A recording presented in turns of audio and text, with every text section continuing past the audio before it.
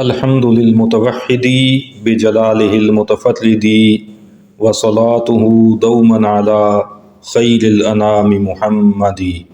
احباب ذی وقار، حروف شبہ مستعلیہ سبق نمبر 13 اور 14 میں آپ نے سیکھے ہیں۔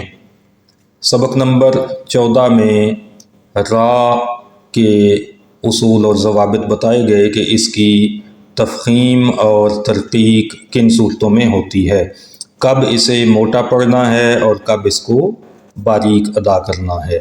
آج ہم اس کی پریکٹس کریں گے۔ را کی تفخیم یعنی را کو موٹا کر کے ادا کرنا، اس کی کچھ مثالیں آپ کے سامنے پیش کی جائیں گی تاکہ پریکٹس ہو جائے۔ پہلا اصول ہم نے یہ پڑھا کہ اگر اس کے اوپر زبر آ جائے تو اس کو موٹا کر کے ادا کریں گے، جیسے رجلن، رجلن، دو زبریں آ جائیں تب بھی را کو پر کر کے موٹا کر کے ادا کرنا ہے۔ اجرن، اجرن، کھڑا زبر آ جائے تب بھی را پر پڑھا جائے گا۔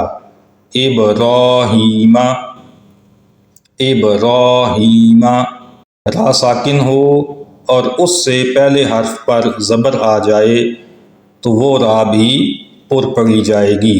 عرشن، عرشن، را کے اوپر پیش ہو تب بھی را موٹی پڑھی جائے گی۔ رزقو، رزقو، دو پیش آ جائیں را کے اوپر تو بھی را پر پڑھی جاتی ہے۔ اجرن، اجرن، را ساکن ہو اور را سے پہلے حرف پر پیش آ جائے تو را پر پڑھی جائے گی۔ ترجعون، ترجعون، یہ تو وہ چیزیں تھیں جو لیسن 14 میں آپ نے سیکھیں۔ ایک دو اضافی چیزیں بھی آپ کو سکھا دیتا ہوں۔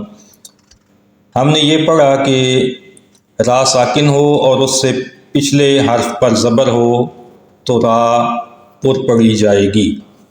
اب یہ بھی سیکھ لیں کہ اگر را ساکن ہو، اس سے پچھلا حرف بھی ساکن ہو اور اس سے پیچھے زبر والا حرف آ جائے تب بھی را کو پر پڑھا جائے گا۔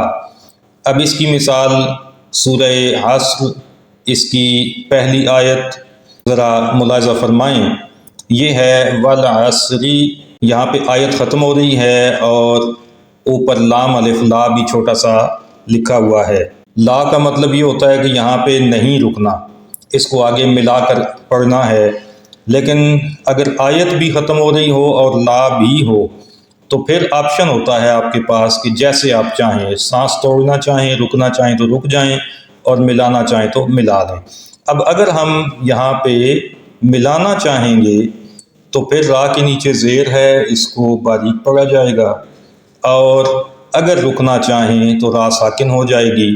نیچے ساکن کے ساتھ اس کو لکھا ہے تاکہ سمجھ آ جائے، تو اب اس کو پر پڑھا جائے گا۔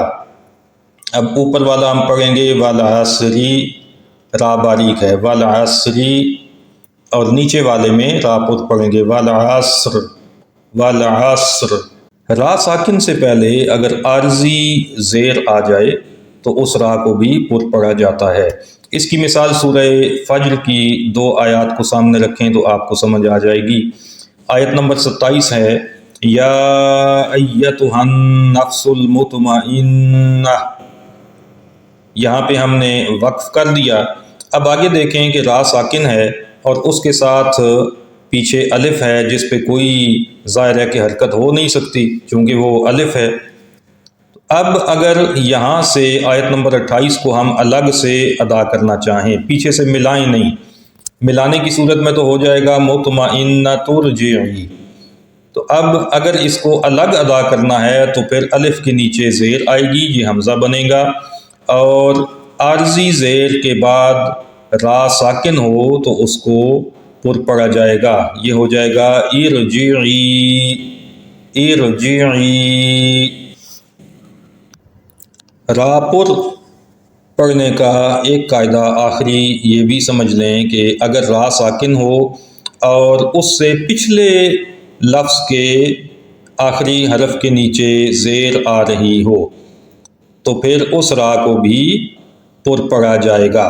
اب یہ مثال آپ کے سامنے ہے، دو اس میں الفاظ ہیں۔ پہلا لفظ ہے رب، با کے نیچے زیر ہے اور آگے را ساکن ہے جو دوسرے الگ لفظ کا حصہ ہے، تو یہاں پہ اس را کو بھی ہم پر کر کے ادا کریں گے۔